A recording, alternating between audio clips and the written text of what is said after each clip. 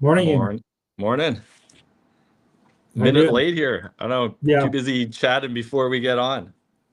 couple minutes late. Do we ever start Yeah. on time? No, probably not.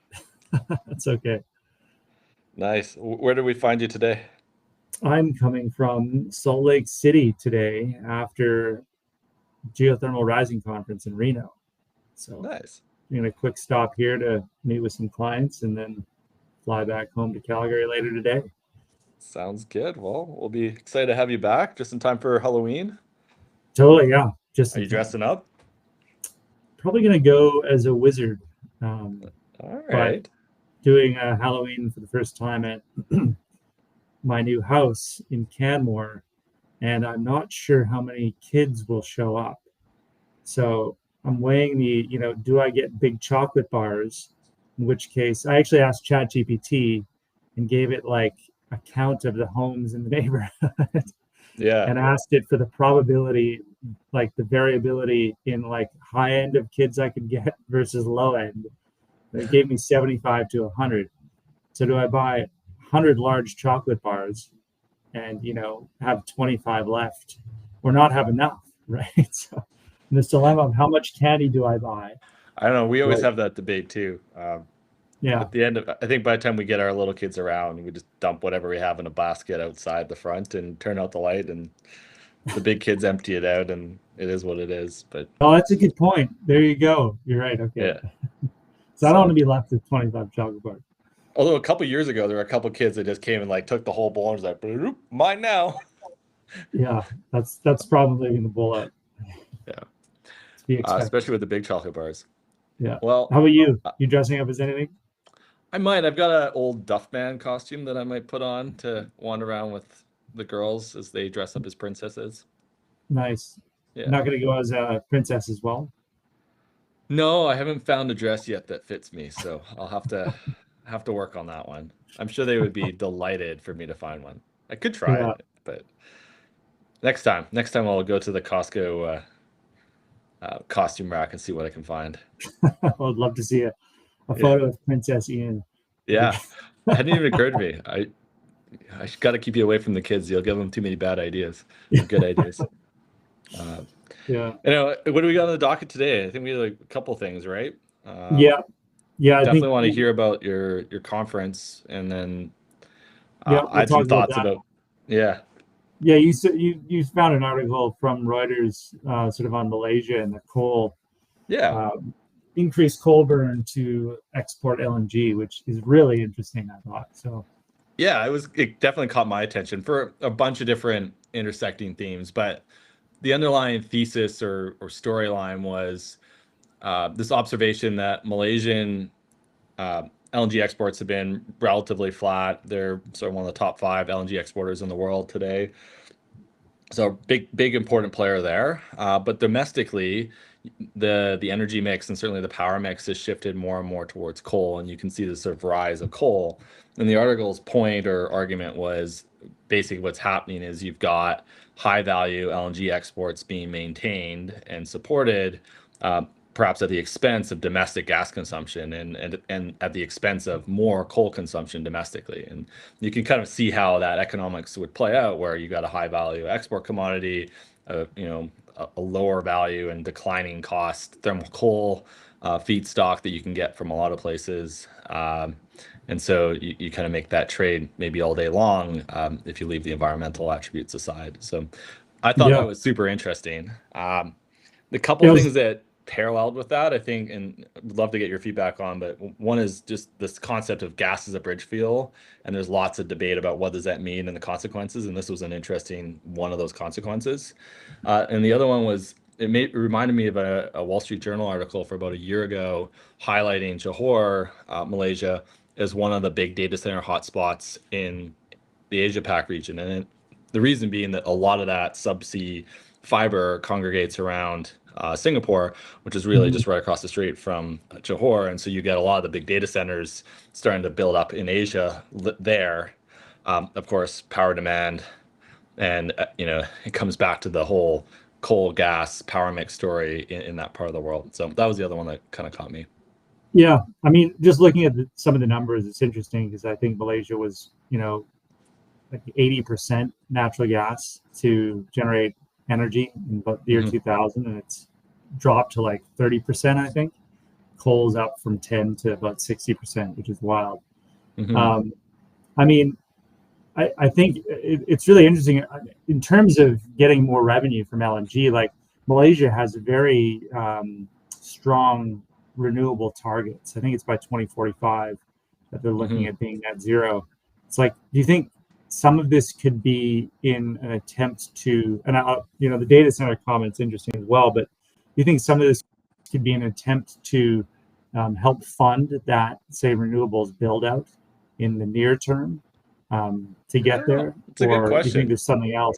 Yeah. It could be. I guess um, my immediate reaction was you go look at domestic gas production, and that's been flat to maybe marginally down. And so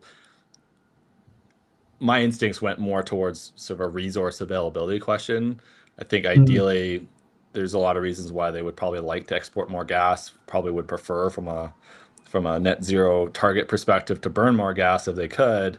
But I yeah. think, the way it was framed, and again, this is part of the argument of the article, is like in that supply constraint, there's a choice between consuming domestically and exporting.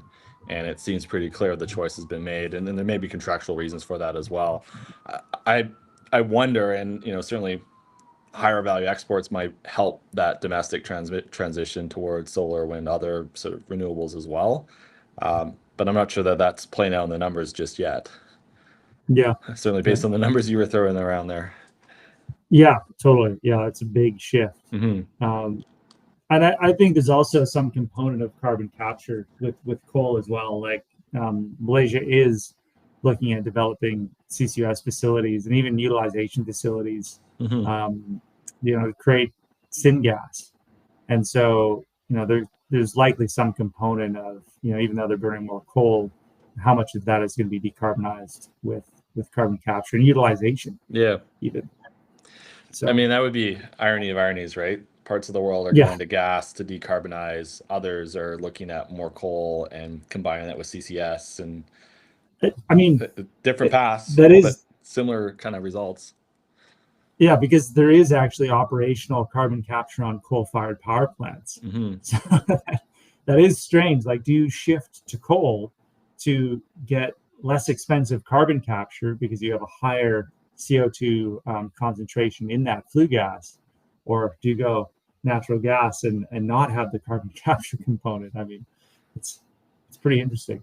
Yeah, it's just wild how these intersecting themes play together, and just I think also how quickly we can get out of sync by being kind of fixated on a single pathway, right? And that might fit in the context we're in, but like you kind of Yeah, alluding to, right?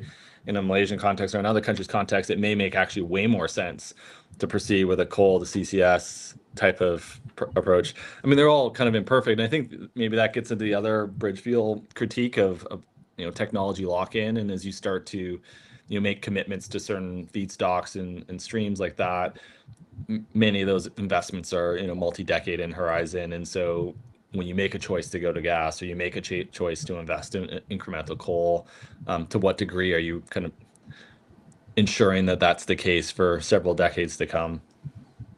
yeah, yeah. Yeah, I think it's really interesting to see what they're doing, and I wonder if we'll see that elsewhere, Yeah. right? As LNG is such a valuable commodity, or even how long will LNG also be a valuable commodity? If you think about, say, if Russian gas comes online at some point, right, and actually makes its way over to Asia or even Europe, right? Yeah. Like Well, that's one of my concerns with LNG. Like, is it actually, these are huge facilities that have to be built, right? Billions and billions of dollars in investment in both just, the infrastructure to do it, but then not only that, but to ship it. Like these fleets are just massive, right? And it's like, is that going to be the cheapest option for 30 years, well, pretty clearly not. Like, I think the Yeah. North American context is gas is a pretty inexpensive fuel source, but my sense is like, especially in LNG served market, gas starts to look like a premium fuel in a hurry. Yeah. Um, And you even see that a little bit playing out in the US, where this year we're probably going to burn more. Like, you're going to see coal consumption actually rise this year, and that's purely a function of coal prices being relatively cheap and gas prices being, $3-4 over the last 12 months. Like that subtle sort of coal to gas switching, but you probably can't even get gas on a boat for less than $4 these days. So much less for the feedstock and delivered, right? So Totally. LNG is definitely premium in many places. So I agree. I Yeah, think there's some really interesting questions, and makes gas the most fascinating fuel in a lot of the mix, because it plays on both sides of the ledger in so many different ways. totally. Yeah. Anyway, it was a fun article, and definitely I'll throw in the comments afterwards because I thought it was interesting. But yeah, maybe we should talk about some geothermal, because not because you love it, which we know, but I'm really curious to see what you saw and heard at the conference this week. And it sounded like there were a few things that stood out there a little bit different, or sort of evolving and reinforcing in that industry. Yeah, I mean, it's a great conference in the sense that it's kind of a good benchmark for what people are focusing on and what people are thinking about. Like in general, attendance wasn't up, which was interesting and which was surprising to me. Which just based on the momentum that we've been seeing in terms of lease sales through the BLM. But I think part of that, or at least the reasoning that they, in one of the keynotes, that attendance was down was because of the government shutdown, and there's a lot of government entities that are present at these types of conferences. But I'm surprised that it wasn't up like double. Some of the key themes were around scale, like we see geothermal project development. People think it's quite small, like maybe 10 megawatt, projects. Fervo's looking at doing 50 megawatts. Other companies are looking at doing larger ones. But it was like, I forget the lady from Google who spoke at the keynote. I'll have to get her name, but her whole comment was, or her whole, I guess her address was to geothermal needs to be 50 to 150 megawatts. And then Google is incredibly interested, and they will work with geothermal companies to do that. And they want geothermal energy, but it's got to be scalable and it's got to be large, because you're not running a data center, sub 50 megawatts. Yeah. So they want it to be large. And I think we're seeing that, right, through sort of modularization of some of these projects. So I think that's the first theme, is like scalability. Like we need to focus on building big projects. The second one was around just bringing down costs. I mean, that's always a theme for, I think, any energy source. Yeah. But it's all around drilling, and how can we change the design of the bits that we have today to drill more effectively in hard rock. And that comes from changing bit designs, to just changing how much weight we have on the bit, or how fast we're rotating the bit. Like, all of these little things, these nuances with drilling that can optimize drilling in hard rock, which is necessary to bring down the cost, because you're drilling hard rock really deep. And if you have to replace the bit, every 500 feet, it's going to be really, really expensive. So that's, another theme is all around drilling, and not only around optimizing the bits that we have, but what are new drilling technologies that we can develop to drill those deep rocks, right? Other themes around super hot or super critical geothermal. If you can get temperature above 375 degrees Celsius, you can increase the output of your system by 10 times. Themes around critical mineral development. Can we develop minerals with the geothermal fluid at the same time to improve project economics? And the last, like using the fluid to kind of leach that out of the bedrock, or just in these deep fluids, there's, especially in conventional fields, there's dissolved minerals in that water, things like lithium, magnesium, that could be, I guess, extracted and sold, right? Lithium is a big one. There's a company, Controlled Thermal Resources, in the Salton Sea area in California that's doing that. Another one called Vulcan in Germany that's doing that as well. So can you double dip essentially? And we've seen that with all these all these sort of new energy technologies. How can you double or even triple dip on, the revenue that you're generating from multiple different commodities, if you will? And the last one's around financing. Everybody needs money to develop these projects, and there's a bit of a theme around like sort of a chicken and the egg scenario where you need to drill wells to prove resource and flow rates, but you need money to do that. But some of these financial institutions don't want to fund those projects unless you have proven resource and flow rates. So how do you attract that initial capital with, say, an idea or a strategy to get to a point where you can attract additional capital to really scale and develop your project? So those are the main themes, essentially. It sounds like a lot of incremental progress, though, over the last 12 months.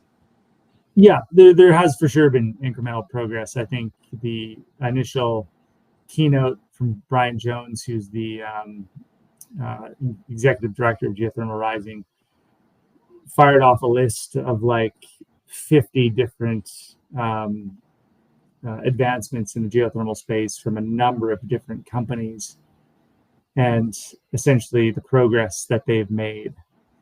And so, I can share that list in the comments, and I think they've shared it on social media. But it's really, I think, promising to see all the progress that has happened over the last year. Yeah. Things like funding is up 85% year over year for geothermal projects. Again, BLM leasing is up like double. Prices being paid are up 10 times what they were in 2023. So people are seeing it as a viable, source of reliable low carbon energy. Yeah, I mean, I think it's a great conference. Yeah, I kind of wish I came with you in some ways. Yeah, I don't know. I continue to be kind of excited by the rate of change there. I think the scaling pieces will come. To me, what's compelling is that because you're drilling well bores and well bore pairs, it's the atomic size of sort of incremental learning is quite small relative to some of the, I think, competing technologies. And so the opportunity to experiment and learn and project what scale up might look like, I think, is a lot more robust than some of the other technology paths. So even if the uncertainties are similar today, I continue to see the path of improvement and evolution being much, much faster on a timescale because of that sort of atomization of experimentation. Yeah. And that point you bring up, I think, was key, actually a key part of the conference that maybe I should have talked about as well, is everybody's sharing. Everybody is sharing what they're learning about in their projects and how to get better. And so I think, to your point, we're going to see a lot more iteration because these are small, like drilling a well, right? You're going to have to drill many wells to make a larger geothermal project, and everybody's sharing what they're learning about, the changes that they're making to make these improvements. I imagine too, maybe test me on this, but some of the scale up risks are also not sterilized, but like offset a bit by, hey, similar to like a well pad, right? If you don't hit your production level, you could go and drill another couple wells and sort of augment the production there. Whereas you take like an SMR or something like that, for some reason, if that box doesn't perform, the next increment of scale is actually pretty meaningful. And so, the operational surprise risk seems a lot more financially impactful. No, I would agree. I mean, could double the cost of your project, but